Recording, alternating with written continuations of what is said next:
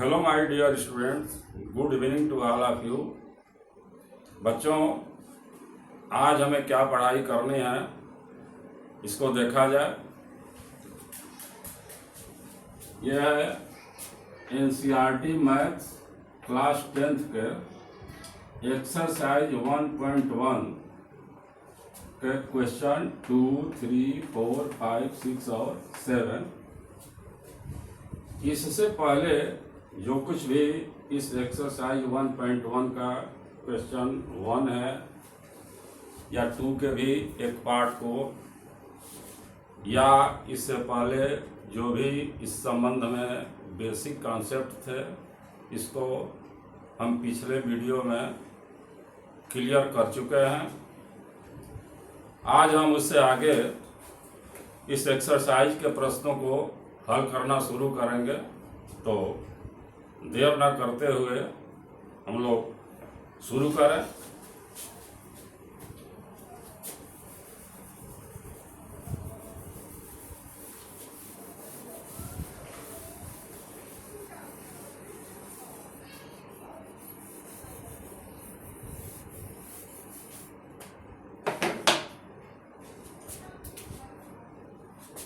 हमारा जो question number 2 था, इसका फर्स्ट पार्ट हम सॉल्व कर चुके थे।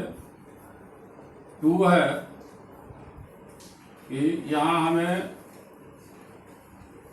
पूर्णांकों का एक युग्म दिया हुआ है, जिसे हम पिछले प्रश्नों की तरह लिखेंगे। दी गई संख्याएं, ये संख्याएं हैं 510 और 92। बच्चों, इसका हमें HCF भी निकालना है, LCM भी निकालना है।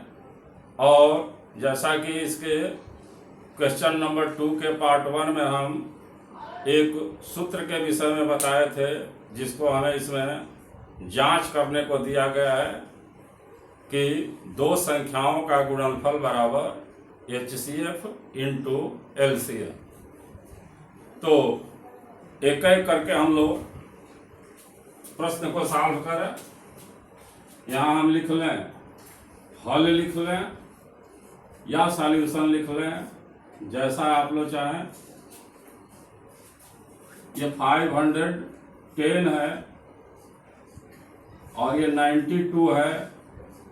हम बता चुके हैं कि चाहे HCF निकालना हो या LCM निकालना हो, पहले हम दी गई संख्या को अभाज्य गुणनखंडों के गुणनफल के रूप में व्यक्त करेंगे, जिसको हम लोग पिछले वीडियो में अंक गणित का आधारभूत प्रमेय नाम से उल्लेख कर चुके हैं।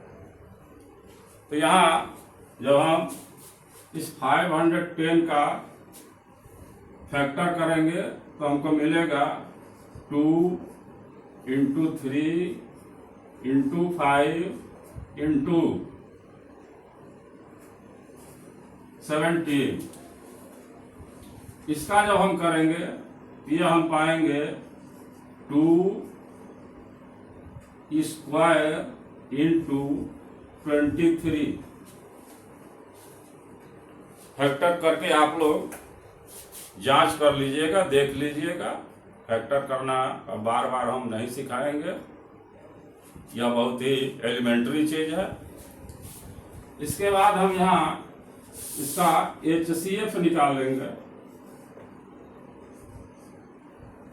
HCF के लिए एक पिछले वीडियो में हम सूत्र बताए थे कि दी गई संख्याओं के अभाज्य गुणनखंडों में सार्वगुणनखंडों की छोटी घात का गुणनफल।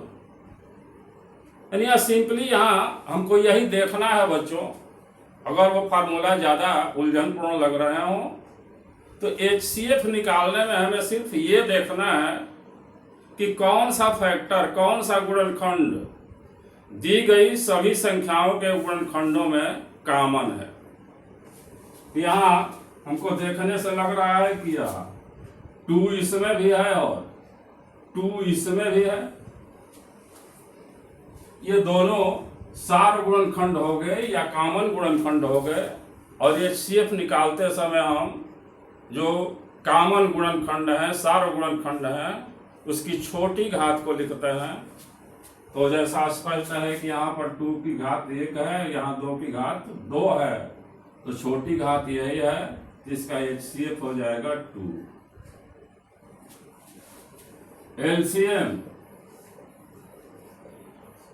LCM इज इक्वल टू, इसमें हम बताए हैं कि ये जितने भी गुणनखंड हैं सभी गुणनखंडों को हमें लिख करके मल्टीप्लाई करना पड़ता है।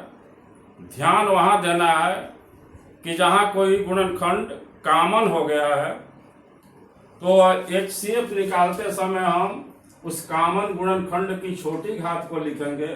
तो LCM निकालते समय सारे गुणनखंडों को लिखने के बाद जो कॉमन गुणनखंड है उसकी बड़ी घात को लिखते हैं। तो यहाँ हमको कॉमन गुणनखंड 2 दिख रहा है जिसमें बड़ी घात 2 है, तो ये हो गया 2 स्क्वायर लिखो या 2 इंटू 2 लिख लो।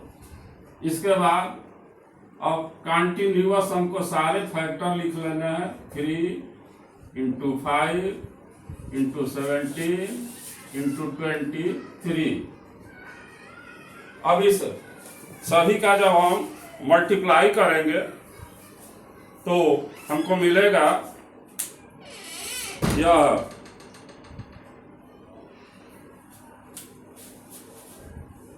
23406,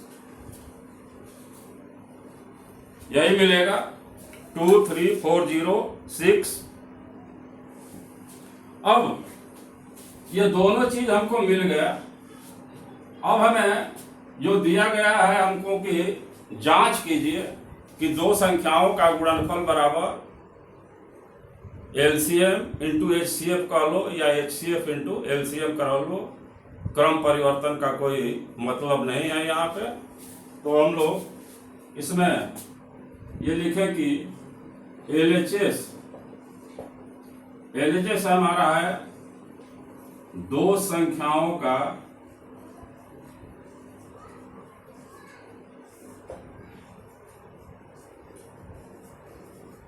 गुणनफल। ये दो संख्याएं हमारी, यही दोनों संख्याएं हैं, इंटू 92, ये हमको मिलेगा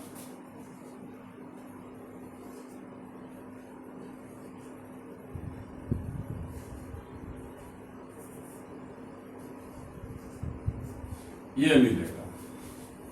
और जब हम RHS निकालेंगे तो RHS में है कि HCF इंटू LCM। ये हमारा HCF है 2 और LCM है 23460। इसका भी अगर हम मल्टीप्लाई करें तो यही हमको मिलेगा कि 20026 जा 12 कैरी 1 2 4 जा 8 और 1 9 2 3 जा 6 और 2 2 जा 4। जो नंबर यहाँ पे मिला हमको वही नंबर यहाँ पर भी मिल गया। तो लास्ट में यहाँ हम नोट कर दे रहे हैं कि चूंकि LHS is equal to RHS, यहाँ लिख देना, नीचे सत्यापित लिख देना, प्रूव्ड लिख देना या चेक्ड लिख देना, जो आपकी इच्छा करे वो लिख देंगे। तो हमारे क्वेश्चन नंबर 2 का यह पार्ट भी कंप्लीट हो गया। इसे आप लोग स्क्रीनशॉट ले सकते हैं।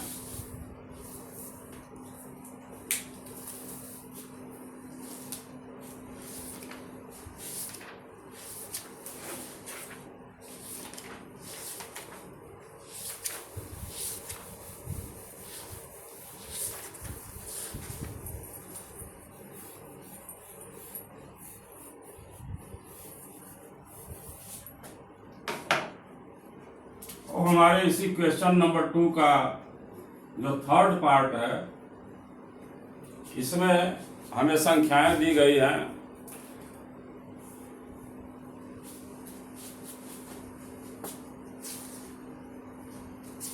Three hundred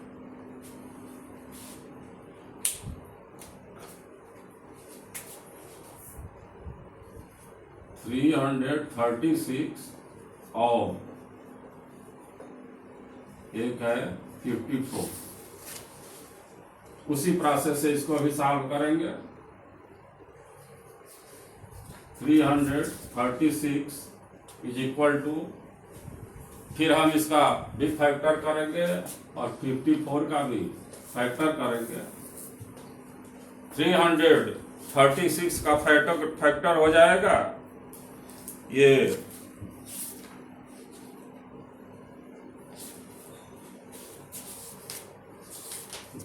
2 into 2 into 2 into 2 into ये 3 इंटू 5 इंटू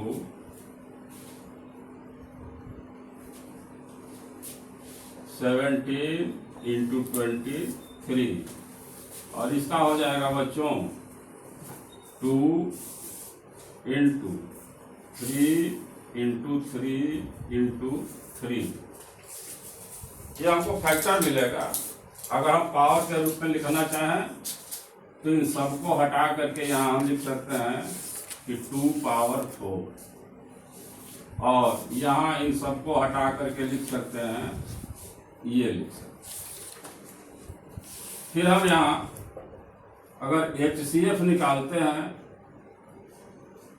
फिर वही बात कि जो भी गुणनखंड कॉमन है उसकी छोटी घात, सिर्फ वही हमको लिखना है HCF में कि जो भी गुणनखंड कॉमन है दोनों में उसकी छोटी घात को लिख दो, HCF हो जाएगा।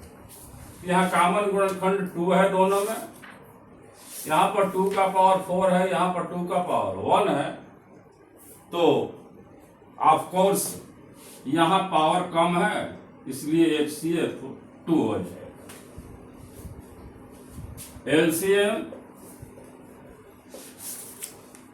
एलसीएम में जैसे बताया हम कि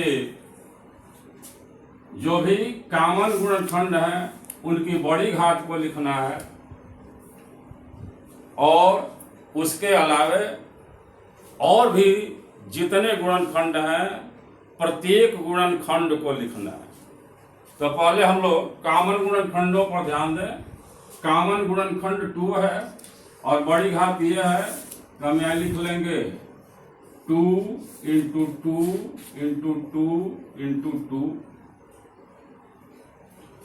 इसके बाद कॉमन गुणनखंड हमको 3 भी दिख रहा है, तो यहाँ पर पावर 1 है और यहाँ पर 3 है और चूंकि हम एलसीएम निकालने जा रहे हैं इसलिए इस बड़ी घात को लिखेंगे और इसके बाद इस 2 और 3 को छोड़ करके बाकी जो ये तीनों बचे हुए हैं इनको भी हम लिख लेंगे।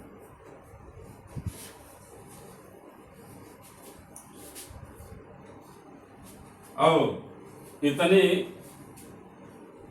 जो बहुत ही एक लंबा सा मल्टीप्लिकेशन हमारे सामने दिख रहा है, यह कुल मिलाकर के हमें मिलेगा या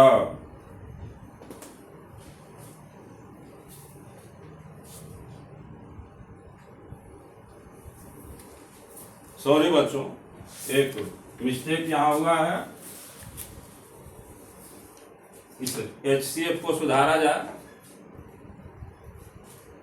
यहाँ जब हम कह रहे हैं कि सार गुणनखंड की छोटी घातों का गुणनफल लिखना है तो 2 तो सार गुणनखंड है और इन दोनों में छोटी घात 2 हो गया, लेकिन यह 3 भी तो सार गुणनखंड है, तो इस 3 में भी हमको छोटा पावर देखना है। यहाँ 3 पर 1 पावर है, यहाँ 3 है, यानी यहाँ पर हमको 3 भी मिलेगा और इस तरह से हमको HCF मिल जाएगा 6।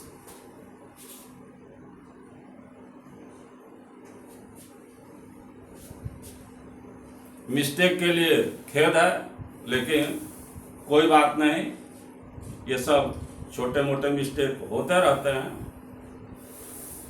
तो जब हम इनका मल्टीप्लाई करेंगे तो यह मल्टीप्लिकेशन हमको मिलेगा 3024, यानी हमको एलसीएम मिल गया 3024। फिर हम लोग इसका सत्यापन कर लें।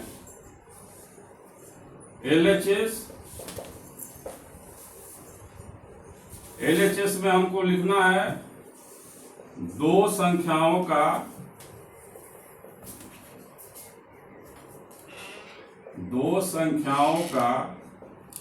गुणनफल।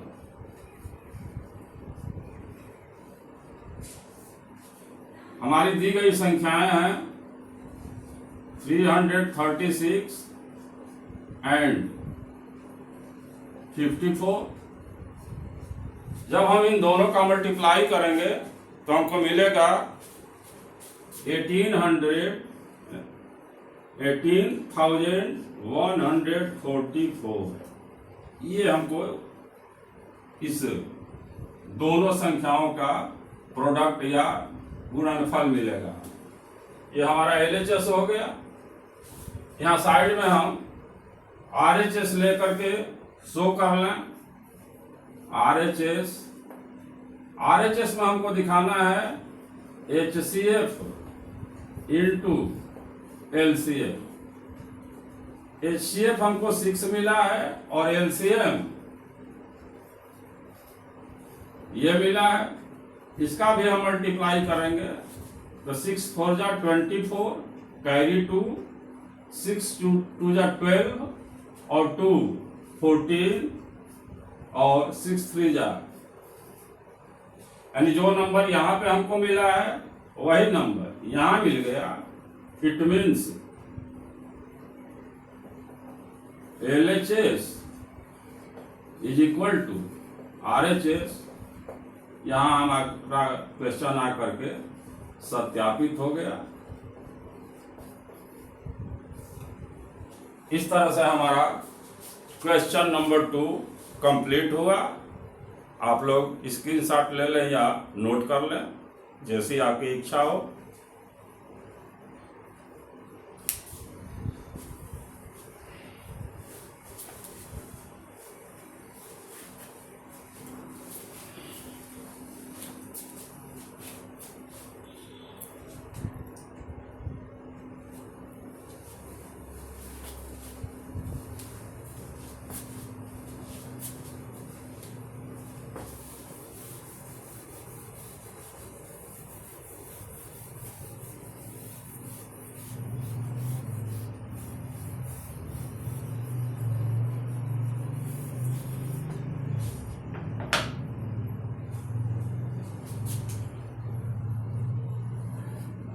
नेक्स्ट हमारा क्वेश्चन नंबर 3 है। इस 3 का स्टेटमेंट ये है कि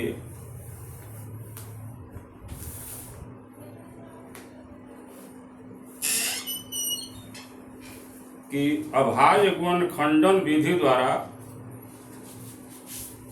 अभाज्य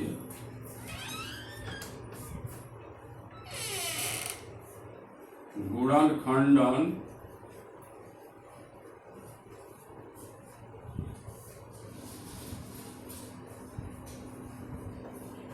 विधि द्वारा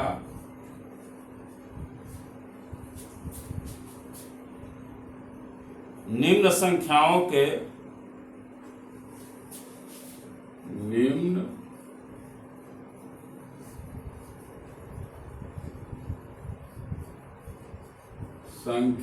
के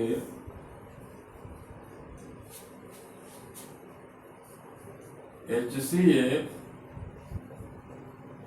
तथा LCM ज्ञात कीजिए।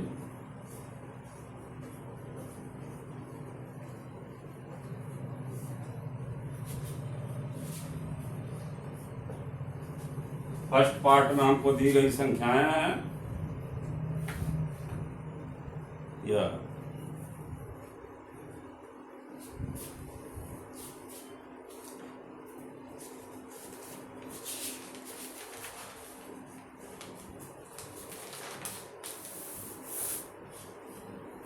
12, 15 और थर्ड नंबर है 21, सेकंड है 17,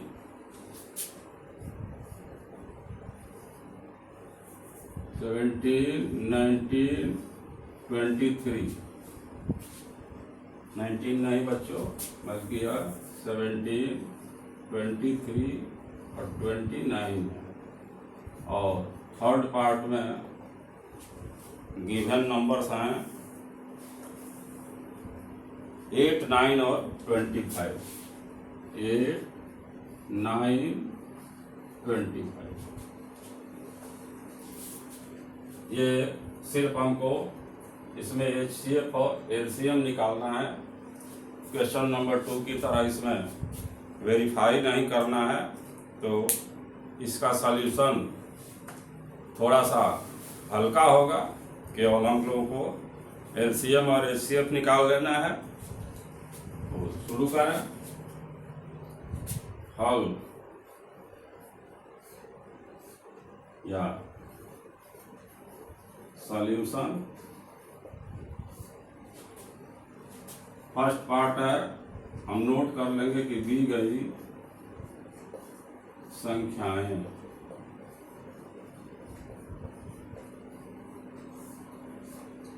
संख्याएं दी गई, हम इस तरह लिख लें इनको ऊपर नीचे, ताकि छोटी छोटी संख्याएं हैं, फैक्टर इजीली हो जाएगा। 2 इंटू 2 इंटू 3, इसका हो जाएगा 3 इंटू 5, इसका हो जाएगा 3 इंटू 7। जब हम HCF निकालेंगे, HCF इज इक्वल टू, फिर वही पुरानी बात का रिपीटिशन करना है कि जो भी कॉमन गुणनखंड है उनकी छोटी घात को लिखना है, HCF हो जाएगा। तो इसमें तीनों में हमको कॉमन गुणनखंड केवल 3 दिख रहा है और तीनों जगह ही 3 का पावर 1 है, यानी पावर सेम है, इसलिए यहाँ HCF इसका 3 हो जाएगा। इस 3 के अलावे 2 इसमें है, इसमें नहीं है, 5 केवल इसमें है, इसमें नहीं है, और 7 केवल इसमें है, इसमें नहीं है। इसका मतलब कि केवल जो हमारा कॉमन गुणनखंड है वो केवल 3 है और दोनों जगह पावर सेम है, 1 ही है। तो HCF हमारा हो गया 3।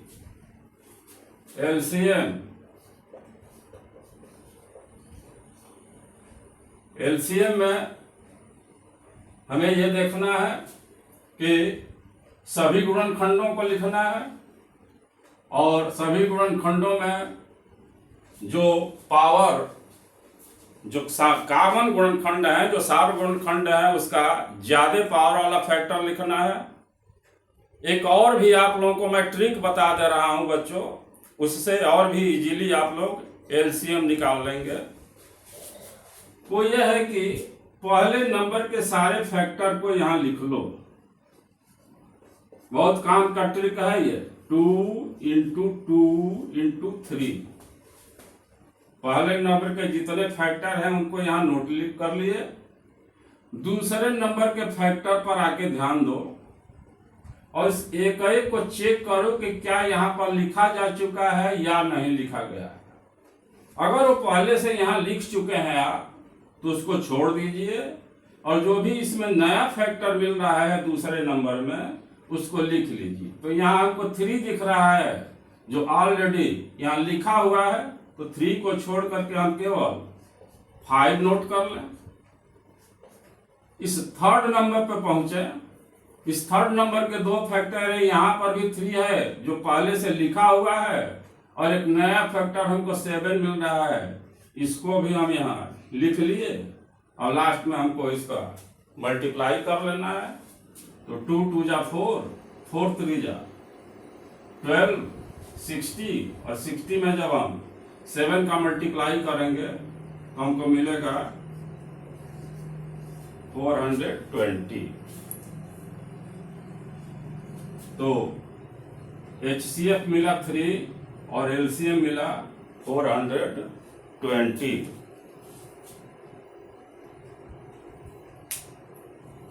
ये स्क्रीनशॉट ले लीजिए।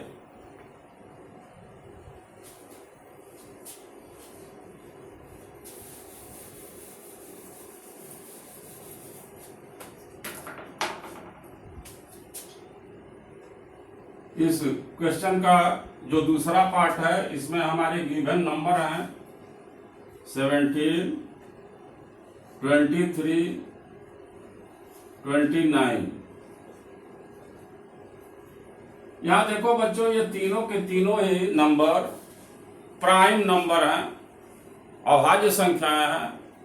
और हम लोग जानते हैं कि अभाज्य संख्याएं दो ही संख्याओं से विभाजित होती हैं, या तो वो स्वयं से विभाजित होंगी या 1 से विभाजित होंगी। तो इनके जब दो ही फैक्टर हैं तो हम इसको लिख लेंगे कि 1 इंटू 17, 1 इंटू 23, 1 इंटू 29। इसलिए HCF इज इक्वल टू, अब आप लोग सोच सकते हैं कि तीनों में कॉमन क्या है, 1 1 1 है, तो HCF इसका 1 हो गया।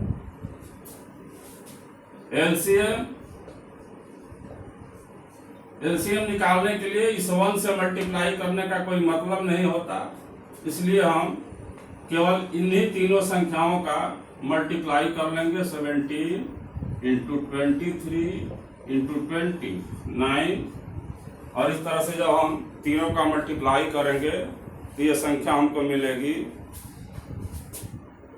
11,339। इस तरह यह पार्ट भी हल हुआ। तुरंत स्क्रीनशॉट ले लीजिए, हम लोग आगे बढ़े।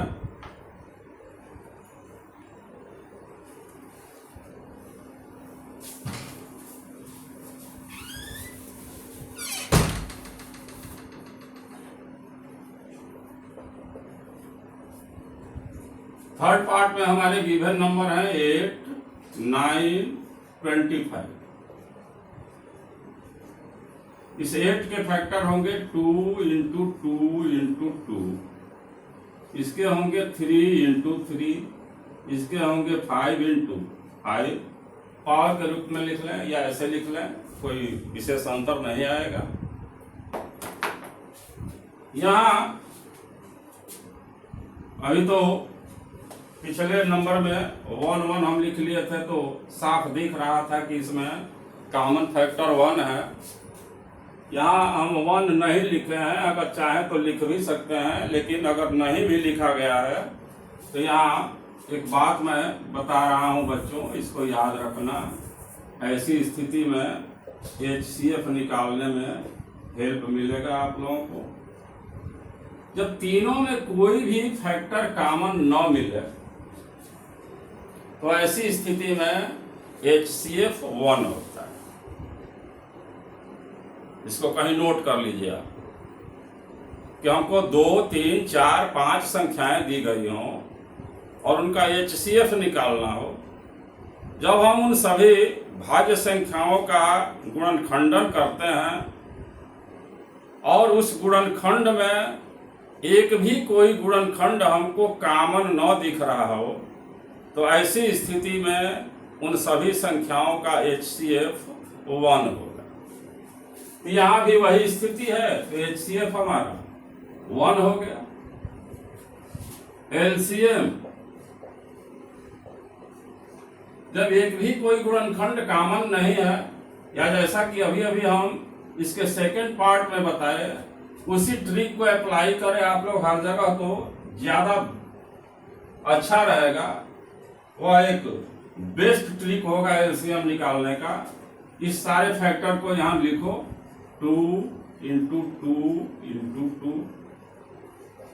इस सेकंड नंबर के फैक्टर को देखो, इसमें 3 इंटू 3 है, जो पहले से यहाँ लिखा नहीं है, तो 3 × 3। थर्ड नंबर के फैक्टर को देखो, ये भी दोनों फैक्टर पहले से नहीं लिखे हुए हैं, नए हैं, इनको भी लिख डालो और तब इनको मल्टीप्लाई कर लो। ये हो जाएगा 2 × 2 = 4, 2 × 8, 3 × 24, 72, और इसमें जब हम इसका मल्टीप्लाई करेंगे तो हमको मिलेगा 1800। इस तरह से इस तीसरे पार्ट में दी गई संख्याओं का HCF मिला 1 और LCM मिला 1800। तो इस तरह से हमारा यह क्वेश्चन भी कंप्लीट हुआ। स्क्रीनशॉट ले लीजिए।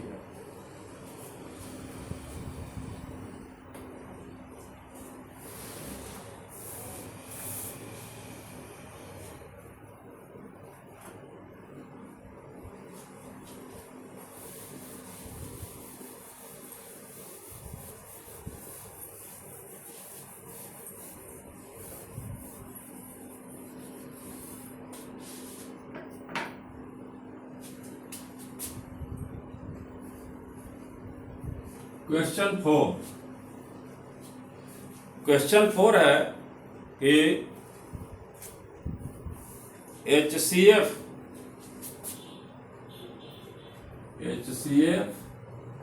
और यहाँ ब्रैकेट में लिखा है 306 एंड 657 = HCF दिया है इसका 9। तो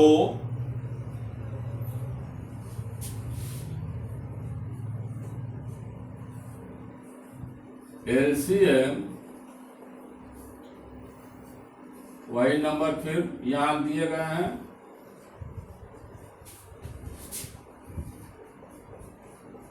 ज्ञात कीजिए।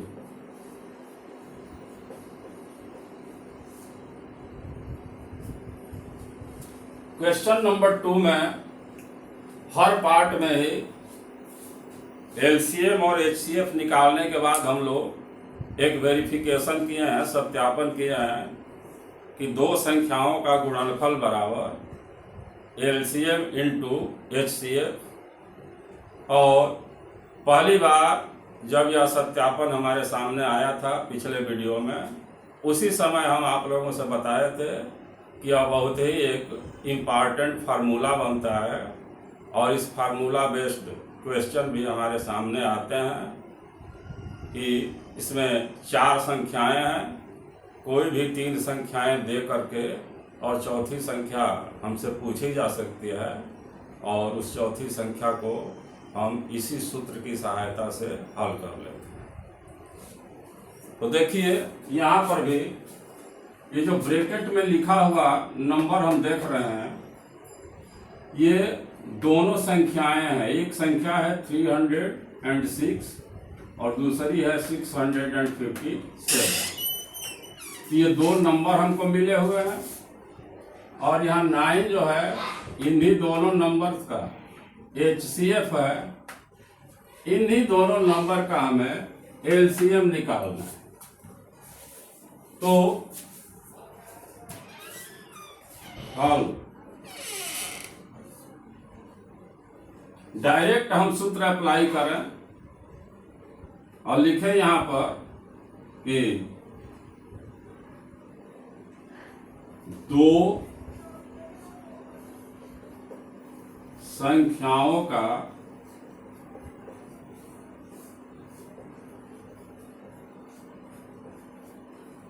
गुणनफल = HCF × LCF। जो भी 3 संख्याएं हमको ज्ञात हैं उनको इस सूत्र में भर देना है और ऐसा करने के बाद नेक्स्ट स्टेप में हम पक्षांतर करके और जो हमारी अज्ञात राशि है उसको हम ज्ञात करने की कोशिश करेंगे। तो देखिए, दो संख्याओं का गुणनफल, यहां हम लिखेंगे कि 306 इंटू 657, ये हमारी दोनों संख्याएं हो गई। हम दोनों संख्याओं का गुणनफल यहां लिख लिए। HCF हमारा 9 है और ये हमारी अज्ञात राशि है, इसको हम सिर्फ LCM ही लिखेंगे। अब पक्षांतरण का नियम आप लोग पढ़े होंगे कि अगर किसी संख्या का एक पक्ष में गुणा हुआ है तो दूसरे पक्ष में जाता है तो वह संख्या डिवाइड में चला जाता है। तो सबसे पहली बात तो यह है कि हमें यह पक्ष तो ज्ञात है, दोनों संख्याएं ज्ञात है। यह जो पक्ष है इसी में एक ज्ञात है और जो हमारी अज्ञात राशि इसी पक्ष में है। तो इसी पक्ष में से जो ज्ञात राशि है यानी जो 9 है, इसको हम इधर की ओर पक्षांतर करेंगे और चूंकि LCM और 9 का मल्टीप्लिकेशन है इसलिए यह 9 इधर आएगा तो वह डिवाइड में चला जाएगा। इस तरह से अब उसको इधर ही लिखने का अगर हम कोशिश करें तो हम इसी को इस रूप में भी लिख सकते हैं कि therefore LCM is equal to 306, 757 और बाई 9। अब इसी को कैलकुलेशन करके हमको सॉल्व कर लेना है। हम जानते हैं कि 9 से ये नंबर डिवाइड हो जाएगा। 9 3 जा 27, 30 में से जब 27 को हम माइनस करेंगे तो 3 शेष फल बचेगा। उस 3 के आगे अगर 6 आता है तो 36 संख्या बनेगी जो 9 से 4 टाइम में डिवाइड हो जाएगी। यानी कुल संख्या यह मिली हमको ये बन करके। अब यहाँ जरूरत है हमें दोनों का गुणा कर देने का। तो जब हम दोनों का गुणा करेंगे तो ये नंबर हमको मिलेगा 22,338।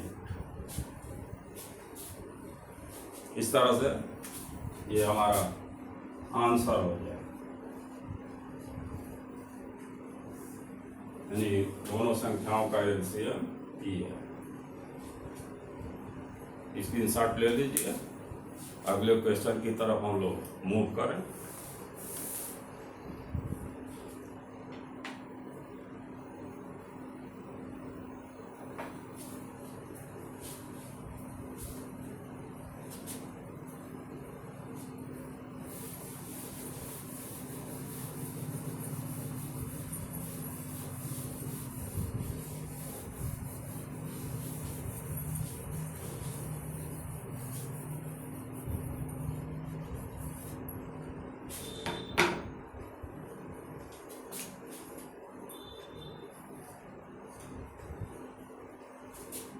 क्वेश्चन 5 है कि जांच कीजिए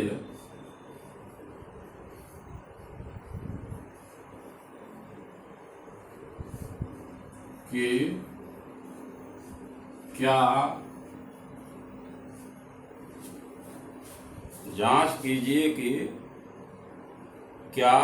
किसी प्राकृतिक संख्या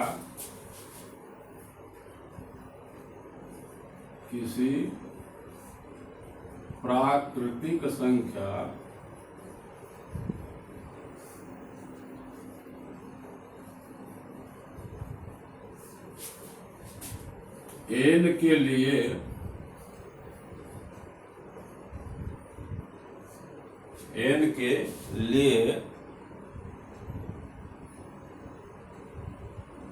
संख्या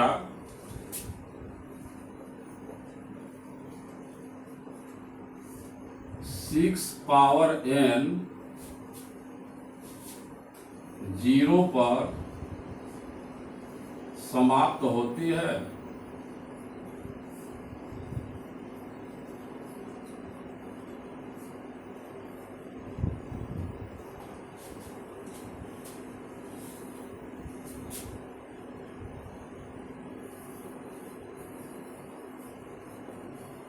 सॉल्यूशन या हल हेडिंग लगा लिया जाए और तब इसके बारे में सोचा जाए बच्चों।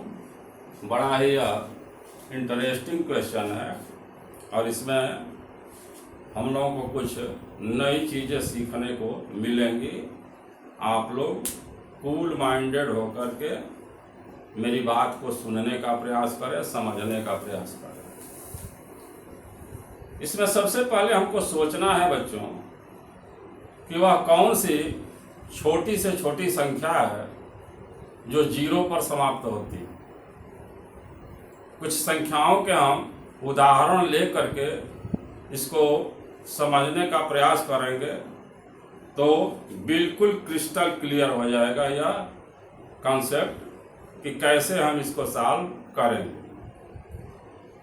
जो सबसे छोटी संख्या हमारे सामने आती है बच्चों जो कि 0 पर समाप्त होती है वह 10 है। और जब हम 10 का फैक्टर करते हैं या पहले फैक्टर ना करके अगर जो सबसे छोटी संख्या हमको 10 मिल रही है, यहाँ थोड़ा हम समझा रहे हैं उसके बाद हम इस क्वेश्चन को सॉल्व कराएंगे। या जो 10 है यह 0 पर एंड हो रहा है। अगर ये 0 पर एंड हो रहा है तो इसका हम कुछ भी यहाँ पावर लगा ले 1 2 3 4 5 6 7 8 9 10 जो भी पावर हम इस पर लगा लेंगे तो कंफर्म है कि यह संख्या 0 पर ही समाप्त होगी। 10 के बाद क्रमशः हम आगे बढ़ेंगे तो हमको 20 मिलेगा, 30 मिलेगा, 40 मिलेगा, 50 मिलेगा और भी संख्याएं मिलेंगी। इन सब पर अगर हम कोई भी पावर लगाते चले जाएं 1 2 3 4 1 तो ऑटोमेटिक है 2 3 4 5 6 7 8 9 10 जो भी हमारी इच्छा करे वह पावर अगर हम इन संख्याओं पर लगा दें तो कंफर्म है कि यह संख्या एक ऐसी संख्या बन करके मिलेगी जो 0 पर समाप्त हो। अब जब इस तरह की संख्याएं ही कोई भी प्राकृतिक संख्या का पावर लगाने पर 0 पर इनका एंड हो रहा है तो आखिरकार अब ये देखने का हम लोग प्रयास करें कि इन संख्याओं में कौन सी ऐसी विशेष स्थिति है, क्या विशेषता है इनमें कि जब हम इस पर कोई भी नेचुरल नंबर का पावर लगाते हैं तो यह 0 पर ही एंड क्यों होता है, क्या इसमें बात छिपी हुई है। तो देखो बच्चों, इस संख्या को हम लिख सकते हैं 2 × 5।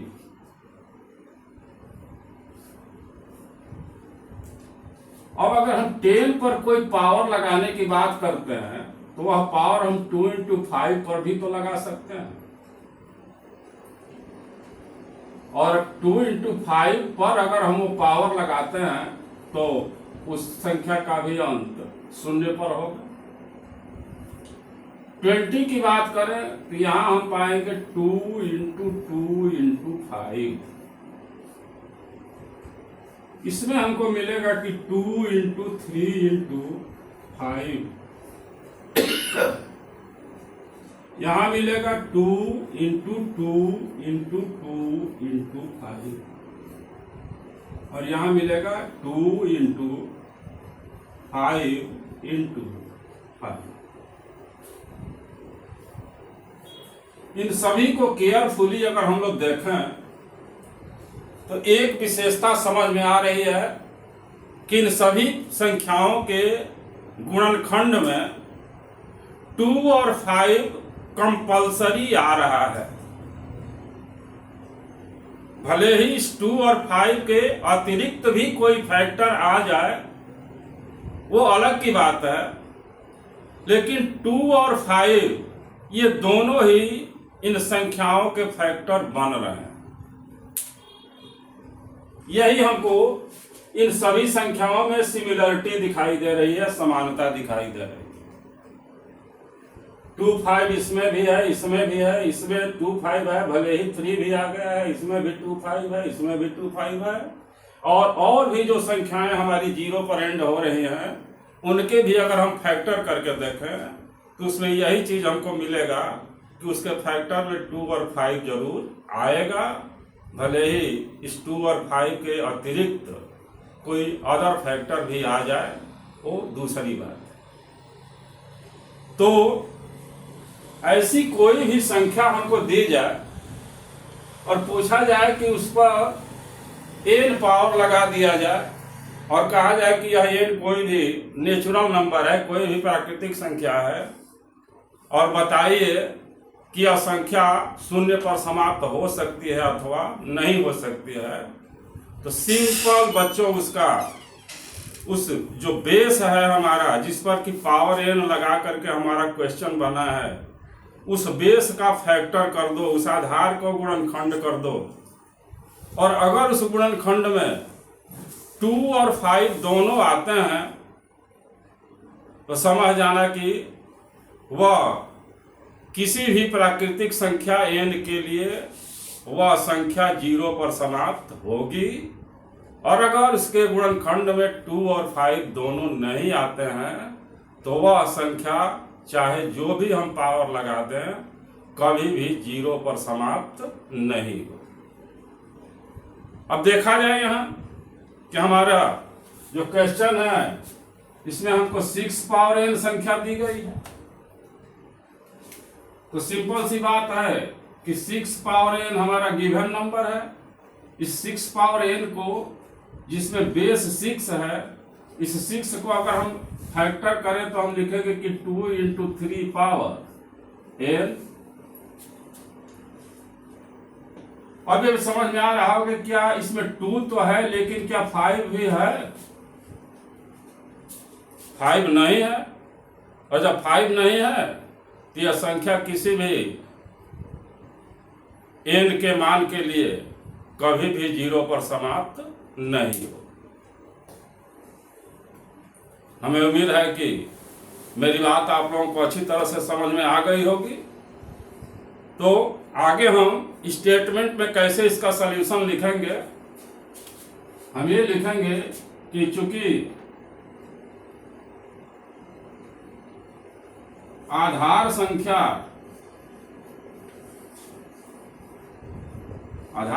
क्या है हमारी 6 के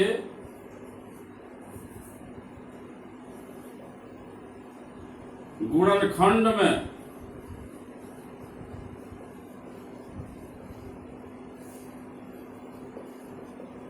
टू तो है किंतु 5 नहीं है,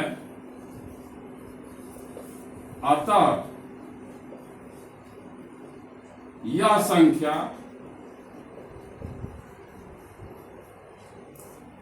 किसी भी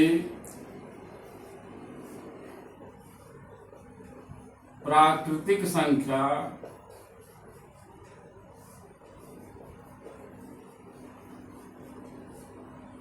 n के लिए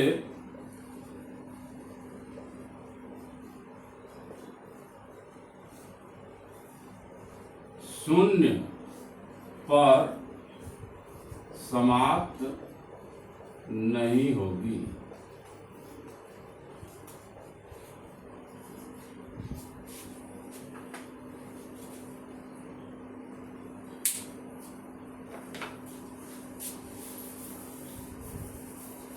इस सॉल्यूशन का और क्वेश्चन का भी आप लोग स्क्रीनशॉट ले लीजिए ताकि फिर हम अगले क्वेश्चन की तरफ मूव करें।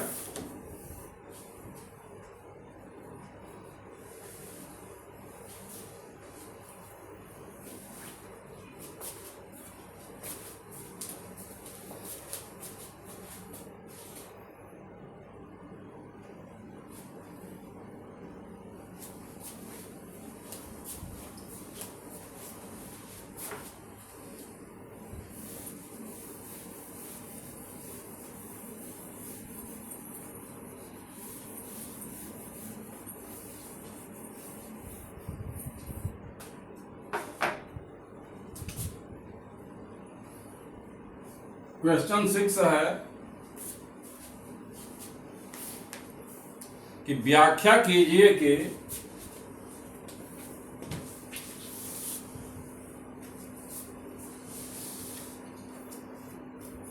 व्याख्या कीजिए कि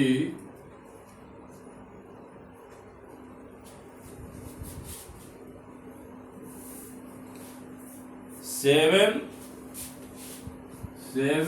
into 11 into 13 plus 13 और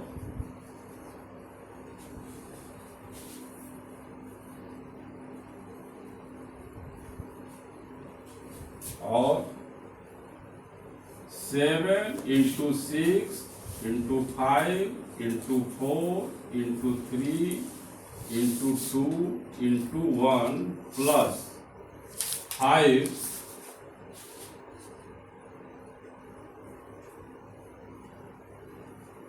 अब भाज्य संख्याएं क्यों हैं? भाज्य संख्याएं क्यों हैं?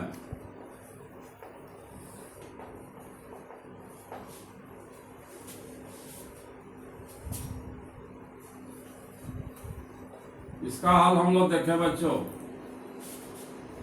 हमें ये दो नंबर दिए हुए हैं और भाज्य संख्याएं क्यों हैं? जब इस तरह का प्रश्न है तो निश्चित रूप से यह संख्या और यह संख्या दोनों ही भाज्य संख्याएं हैं, लेकिन हमें कारण बताना है कि अभाज्य संख्याएं क्यों हैं। तो चलिए देखा जाए क्यों है। हम यहां लिखेंगे कि 7 into 11 into 13 plus 13। देखो बच्चों, यहां संख्याओं के दो खंड दिख रहे हैं क्योंकि यहां बीच में प्लस चिन्ह, तो प्लस चिन्ह से इधर और प्लस चिन्ह के इधर ये दो खंड में संख्या दिखी गई है। तो हम इन दोनों खंडों में से 13 को कॉमन निकाल लें तो यहां से हमको मिलेगा 7 into 11, 13 कॉमन में आ गया, प्लस यहां से हमको मिलेगा 1। अब देखो यहां 13 इंटू इस संख्या को कैलकुलेशन करके यहां लिख लिया जाए।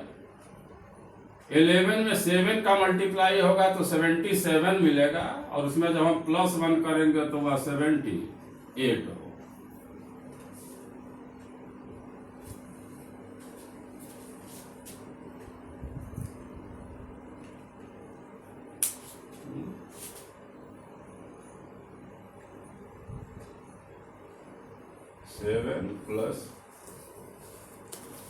Seven into 11 into 13 plus 13। अगर हम 13 कॉमन निकाल दिए तो 7 इंटू 11 प्लस 1।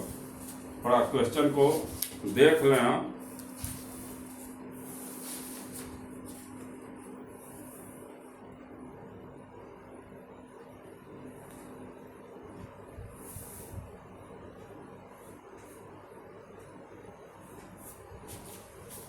ठीक है, ये संख्या हमको ठीक मिली। इस नंबर को देखा जाए, यह है हमारा 7 into 6 into 5 into 4 into 3 into 2 into 1 plus 5। इस प्रश्न की तरह ही यहाँ पर भी हम एक खंड हमको ये मिला, एक खंड ये मिला, दोनों में 5 5 है। अगर हम इसमें से 5 कॉमन निकाल लेते हैं तो मिलेगा बच्चों 7 इंटू 6 इंटू 4 इंटू 3 इंटू 2। ये इंटू 1 लिखने का कोई मतलब नहीं है, और यहाँ 5 जब कॉमन निकल गया है तो यहाँ पे 1 हो जाएगा। यहाँ हमको मिला 5, और इन सारी संख्याओं का अगर हम मल्टीप्लाई करें तो हमको मिलेगा 3 2 जा 6, 24, 144, और 144 में अगर 7 का मल्टीप्लाई करते हैं हम 8 कैरी 2 0, ये हमको मिलेगा। यहाँ ये 1008 मिल रहा है, यानी ऐसे हमको मिलेगा 1008 प्लस 1 है आगे, जो लास्ट में हमको मिलेगा 5 इंटू 1009। इस तरह अब हम अपने मेन चीज पर फोकस करेंगे। जो हमारा क्वेश्चन है कि इसको और इसको पूछा गया है कि भाज्य संख्याएं क्यों हैं। तो भाई यहां ध्यान दो बच्चों कि अगर ये संख्या ओवरऑल हमको बन के मिल रही है कि 13 इंटू 78, तो दोनों का जब हम मल्टीप्लाई करेंगे तो कोई एक नंबर हमको मिलेगा, और उस नंबर का फैक्टर यही ना मिलेगा हमको। तो जब उस नंबर का ये फैक्टर मिलेगा हमको, तो हम कह सकते हैं कि जो इसके मल्टीप्लाई करने से जो हमको नंबर मिलेगा, अर्थात ये 13 इंटू 78 जो हमको नंबर मिलेगा, वह नंबर अभाज्य कहलाएगा कि भाज्य कहलाएगा? निसंदेह वह भाज्य कहलाएगा। यही चीज यहाँ पर भी इन दोनों का जब हम मल्टीप्लाई करेंगे तो जो नंबर हमको मिलेगा उसी नंबर के तो ये दोनों फैक्टर हैं। तो यहाँ पर भी जो इस मल्टीप्लिकेशन से हमको संख्या मिलेगी वह संख्या एक भाज्य संख्या होगी। तो यहाँ हम स्पष्टीकरण कर देंगे, और स्पष्टीकरण हम यही करेंगे कि चूंकि 13 इंटू 78 और दूसरा हमको मिला है कि 5 इंटू 1009, दो संख्याओं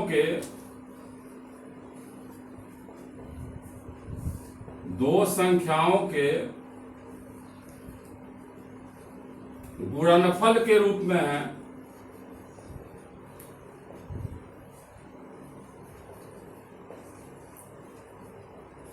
अतः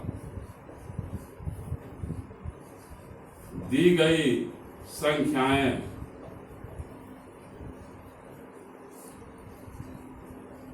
भाज्य संख्याएं।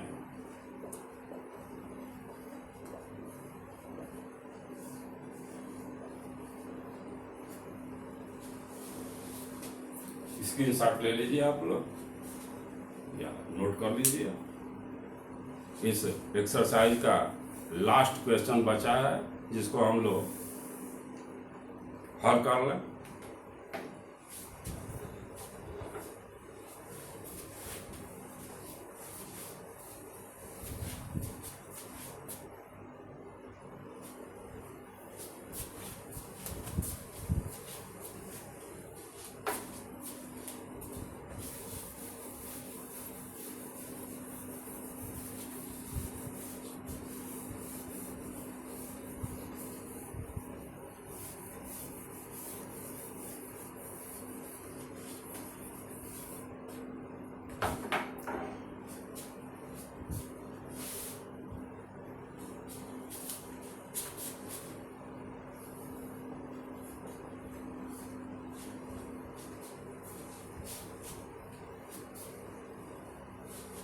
ये क्वेश्चन 7 जो है बच्चों, हम कुछ हिंट करके छोड़ रहे हैं, आप लोग इसे होमवर्क में कीजिएगा। देखो बच्चों, जहां पर भी इस तरह की स्थिति आती है, ये क्वेश्चन कुछ इस तरह का है कि एक ये कोई फील्ड है और इस फील्ड के चारों तरफ एक वृत्ताकार मार्ग है।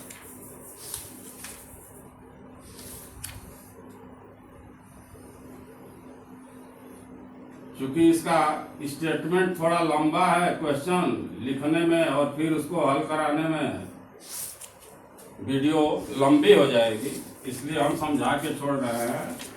ये कोई मैदान है, फील्ड है, और इस फील्ड के चारों तरफ यह कोई वृत्ताकार मार्ग है।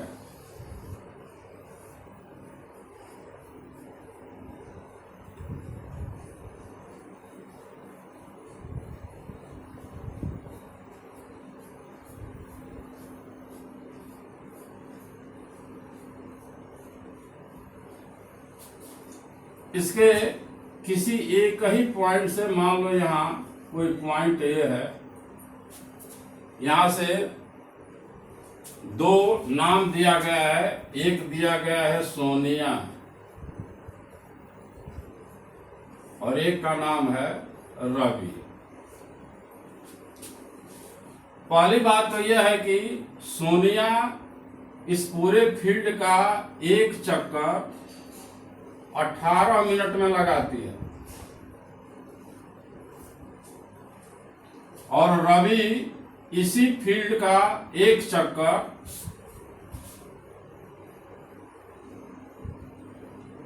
12 मिनट में लगाता है।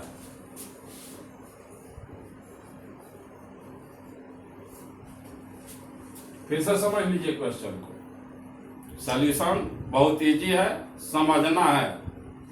ये एक फील्ड के चारों तरफ वृत्ताकार मार्ग है और इस वृत्ताकार मार्ग पर दो धावक दौड़ रहे हैं। एक का नाम है सोनिया और एक का नाम है रवि। सोनिया 18 मिनट में इसका एक चक्कर लगा लेती है और रवि 12 मिनट में इसका एक चक्कर लगा लेता है। अब प्रश्न ये है कि एक ही समय पर और एक ही स्थान से और एक ही दिशा में दोनों चलना प्रारंभ करते हैं, दौड़ना प्रारंभ करते हैं। 3 बातें मेंशन की गई हैं। स्थान एक ही है, समय एक ही है और दिशा एक ही है। मान लो यहां से इस दिशा में दोनों दौड़ना शुरू करते हैं, इस एक ही पॉइंट ए से दौड़ना शुरू करते हैं और सेम टाइम पर एक ही साथ दोनों दौड़ना शुरू करते हैं। प्रश्न यह है हमारा कि कितने समय के बाद वो फिर यहाँ ए पर आकर के मिल जाएंगे। तो ये तो बात समझ में आ रही है ना कि रवि 12 मिनट में ही एक चक्कर लगा के यहाँ आ जाए और सोनिया यहां से शुरू करेगी साथ ही साथ, लेकिन यहां तक आने में उसको 18 मिनट समय लगेगा, यानी वो आगे पीछे हो जाएंगे पहले चक्कर में।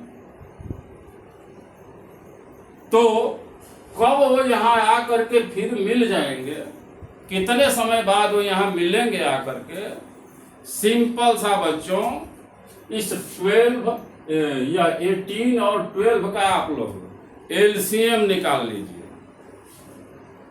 और एलसीएम निकाल करके जो भी इसका एलसीएम मिलेगा उतने ही समय बाद दोनों इस प्रारंभिक बिंदु ए पर पहुंच जाएंगे। और एलसीएम निकालना भी सिंपल है बिल्कुल। देखो यहाँ रफ वर्क में समझा रहे हैं। 18 is equal to 2 into 3 into 3 और 12 is equal to 2 into 2 into 3। यहाँ 2 भी कॉमन है और 3 भी कॉमन है। यहाँ 2 का पावर 2 है, यहाँ 3 का पावर 2 है। इस तरह से कुछ फैक्टर इसका होगा।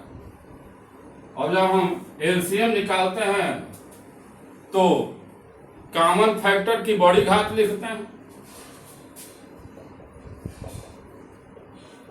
क्योंकि 2 और 3 दोनों में कॉमन है, तो दोनों जगह से दोनों की बड़ी बड़ी घात चुन करके हमें लिख लेना।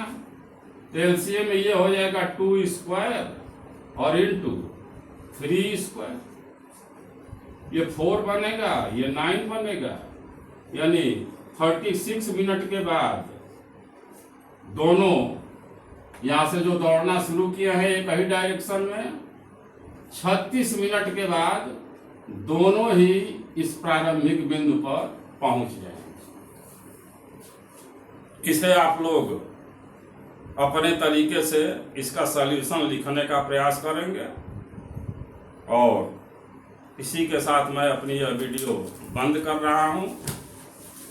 बच्चों, अगर मेरी पढ़ाई आप लोगों को अच्छी लग रही होगी, हमारे समझाए गए मैथ के क्वेश्चन आप लोगों को समझ में आ रहे हों, तो आप लोग मेरे वीडियो को सब्सक्राइब करें, चैनल को सब्सक्राइब करें, लाइक करें और इसे अपने दोस्तों में शेयर करें।